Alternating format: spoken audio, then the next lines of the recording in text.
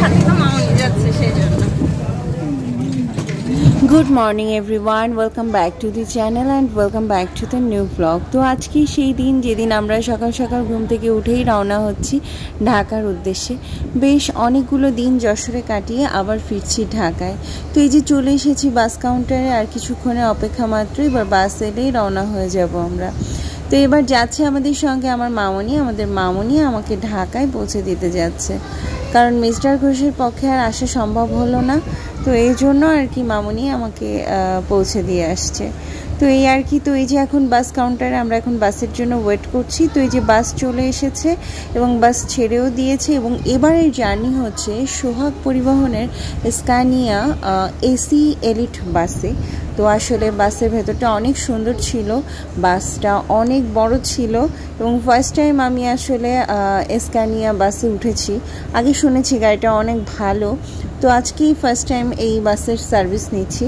তো এই যে আরাধ্য সোনাকে বসিয়ে দিয়েছি, আরাধ্য সোনা আমার পাশে আছে, আর এই পাশে মামনি আর আরজা রানী। তো ওরা দুজন একসঙ্গে আছে, আর আমি আর আরাধ্য একসাথে আছি। তো এই যে বাবা মাথাটা ঘুরে গেল, দাঁড়ো কার্টেন দিয়ে দিচ্ছি। এই যে আমরা এখন বাসে উঠেছি বাসে। আরাধ্য সোনা কি একটু ভয় ভয় পাচ্ছে? ভয় পাচ্ছে না? ঠিক আছে, বলে বাবা আচ্ছা ঠিক আছে, কোনো সমস্যা নেই, কিচ্ছু হবে না, তুমি ভালো থাকবে। তো আজকে আমাদের বাস জার্নিটা অনেক বেশি কমফোর্টেবল ছিল। আরাধ্য সোনাকে বাসে ওঠার সাথে সাথে আমি ঘুম পাড়িয়ে দিই, তা না হলে ওর শরীরটা খারাপ লাগতে শুরু করে। আর এই পাশে মামনি একদম ঘুমাচ্ছে। তো যা হোক, সবাই ঘুমাচ্ছে, আরজা রানী আমার কোলেই ঘুমাচ্ছে। তো আমি আর কি করব, তো আমি চুপচাপ বসে বসে তাকিয়ে রোড সাইড ভিউ করছি, মানে রোড সাইড ভিউ ওয়াচ করছি, এটাই আর কি। তো এই যে আরজা রানী আমার কোলে ঘুমাচ্ছে, আমারও একটু ঘুম পাচ্ছে, বাট ঘুমাবো কিনা সেটাই আর কি ভাবছি। তো এই আর কি। তো এই যে অনেকক্ষণ ধরে রোড সাইড ভিউ সিন করতে করতে অনেকটা রাস্তা চলে এসেছি, আর কিছুক্ষণের মধ্যে আমাদের যাত্রার বিরতি পড়বে। তো এটাই আর কি। আর আজকে দিনটা ভীষণ ঝকঝকে ছিল, সব মিলিয়ে জার্নিটা অনেক কমফোর্টেবল ছিল। ভেবেছিলাম আরাধ্য বোধহয় খুব সিক হয়ে যাবে, কিন্তু দেখলাম যে না, ও ঘুমিয়েই কাটাচ্ছে।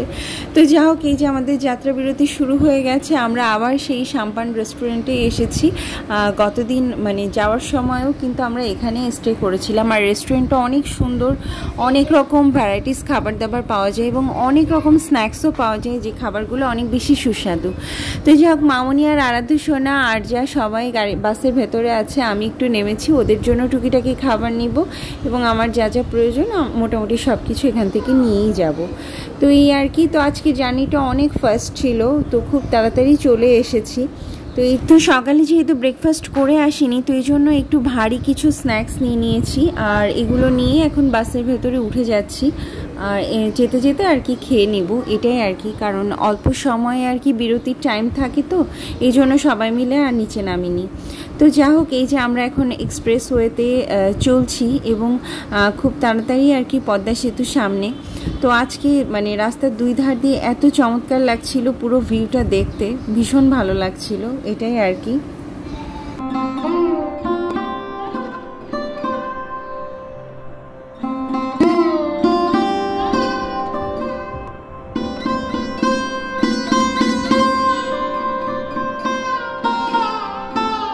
তো এই যে চলে এসেছি আমাদের স্বপ্নের পদ্মা সেতুর উপরে, আর দূর থেকে খুব ভালো লাগছিল, নিচের অংশটাও দেখা যাচ্ছিল আজকে, আর দুই ধার ফাঁকা একদম, মানে বিস্তীর্ণ দুপার, ভীষণ ভালো লাগছিল।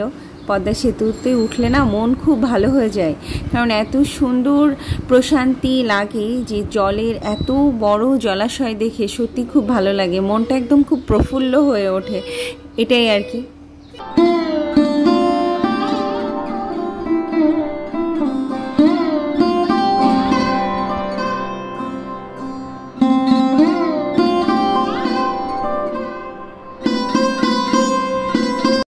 তো আজকে আমার আরাধ্য বাবা পুরো রাস্তায় একদম ঘুমিয়ে ঘুমিয়ে কাটিয়েছে।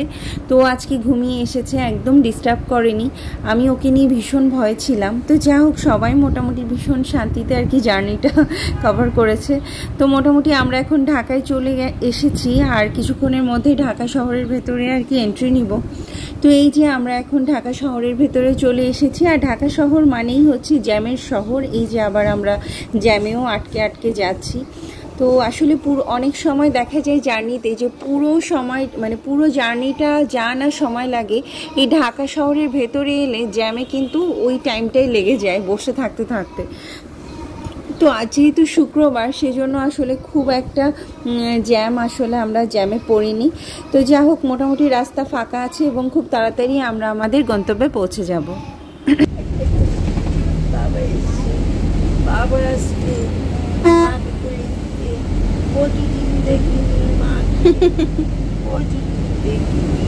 ও তো তোমার সাথে গল্প করছে।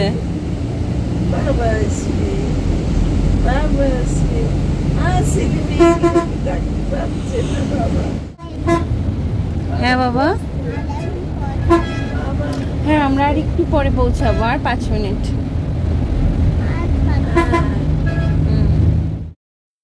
তো এই যে মিস্টার ঘোষ চলে এসেছে আমাদের রিসিভ করতে, আর আমরাও বাস থেকে নেমে গেছি। আরাধ্য সোনা তো বাবাকে দেখেই দৌড় দিয়েছে, বাবার কোলে একদম লাফিয়ে উঠেছে।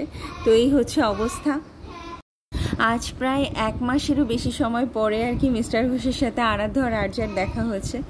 তো এই যে আমরা দুপুরবেলা বাসায় চলে এসেছিলাম, তারপর রেস্ট নিয়ে আর ভিডিও কন্টিনিউ করিনি। এরপর আমরা আবার বেরিয়ে যাচ্ছি। এখন আমি, আরাধ্য আর মিস্টার ঘোষ সবাই মিলে এখন যাচ্ছি একটা বাসা দেখতে। আসলে অনেক দিন থেকে আমরা বাসা শিফটিংয়ের একটা প্রসেস করছিলাম। তো আসলে বাসা খুব একটা পছন্দ হচ্ছিল না। তো অবশেষে একটা মানে পছন্দসই একটা বাসা পাওয়া গেছে। তো এটা আগে যখন মামুনি এসেছিল তখন আর কি এই বাসাটা দেখে গিয়েছিল। তো ওরা আমাকে ভিডিও কলে দেখিয়েছিল। তো আমার কাছেও ভালো লেগে, ভিডিও কলে দেখে বাসাটা আমারও ভীষণ ভালো লেগেছে। তো মোটামুটি আমরা যেমনটা চাচ্ছিলাম তেমন সব ধরনের রিকোয়ারমেন্ট আর কি ফিল আপ আছে। তো যা হোক, এখন যাচ্ছি সেই বাসা দেখতে। তো আসলে যে বাসাটা আসলে পছন্দ করা হয়েছে, ওই বাসার লোকেশনটা অনেক ভালো, কারণ মিস্টার ঘোষের অফিসের মোটামুটি খুবই কাছে। তো এটা মিস্টার ঘোষের জন্য খুবই ভালো হবে। তো এই যে আমরা বাসা দেখতে চলে এসেছি, আর এইটাই সেই বাসা। তো যা হোক, এখন আছি বাসার বেসমেন্টে। তো নিচে আসলে অনেকটা স্পেস, আর পাশে একটা গার্ডেনও আছে, দেখে ভীষণ ভালো লাগলো। আর আমার আরাধ্য সোনার তো খুশির কোনো শেষ নেই, সে তো লাফাঝাপা দৌড়ঝাঁপ সব কিছু করছে। আর এই রুমটা হচ্ছে বাসার আর কি গেস্ট রুম, মানে এখানে সবাই গেস্টরা এসে বসে। তো যা হোক, আমরা এখন ওপরে এসেছি বাসা দেখতে। এটা একটা টয়লেট, আর তার পাশেই হচ্ছে ড্রয়িং রুম। তো ড্রয়িং রুমটা খুবই সুন্দর, ইন্টেরিয়রটা ভীষণই পছন্দ হয়েছে। আর এর পাশেই হচ্ছে ডাইনিং স্পেস এবং একটা বেডরুম। তো আমরা জাস্ট বাসার ভেতরে গিয়ে বাসাটা যখন দেখা স্টার্ট করেছি, ঠিক ওই মুহূর্তে আমার কাছে একটা ফোন এলো, যেটা এসেছিল যশোর থেকে, এবং জানতে পেরেছি যে বাবুর শরীর হঠাৎ করে খারাপ হয়ে গেছে। এরপর আমরা বাসা দেখা কন্টিনিউ করতে পারিনি এবং আমরা তৎক্ষণাৎ ওই বাসা থেকে বেরিয়ে যাই। কি বলবো সবাইকে, দিন শেষে যে ঘটনা এমন একটা অবস্থায় এসে দাঁড়াবে, সেটা আমাদের সবারই আনএক্সপেক্টেড। তো ঘটনা হচ্ছে এটা যে আমরা বাসা দেখতে গিয়েছিলাম, মানে আমাদের শিফটিংয়ের জন্য। বাসাটা ঠিকঠাক আমরা দেখতেও পারিনি, কারণ বাবা তো হচ্ছে দাদারে নিয়ে আসতে গেছে। তো দাদাও তো অসুস্থ, তাই দাদারে আমার বাসায় আসতে বলেছে। যাই আরাধ্য কিছুটা বলে দিয়েছে। আসল ঘটনা হলো, আমরা বাসা দেখতে গিয়েছিলাম, তো তখনই হঠাৎ কল এলো যশোর থেকে যে আমাদের বাবু অসুস্থ হয়ে গেছেন। তো বাবু কিন্তু আমাদের বাসে তুলে দিতে এসেছিলেন। তো মানে আজকে সকালে যখন আমরা ঢাকায় ফিরবো, তখন কিন্তু আমাদের বাসে আমাদের সঙ্গে দেখা করার জন্য বাবু এসেছিলেন। তো যা হোক, তখন আসলে অনেক শীত ছিল, গরমের ভেতরে হেঁটে এসেছিলেন। তারপর বাড়িতে আবার ফিরে গেছেন। তারপর নাকি বাবুর খুব শরীর খারাপ হয় এবং হঠাৎ করে 104 জ্বর আর কি হয়। তো তারপর আর কি হসপিটালে যান এবং ডক্টর চেক করে বলেছেন যে বাবুর নাকি নিউমোনিয়া হয়েছে। তো যা হোক, এখন আমরা ঢাকায় ততক্ষণে আমরা ঢাকায় চলে এসেছি।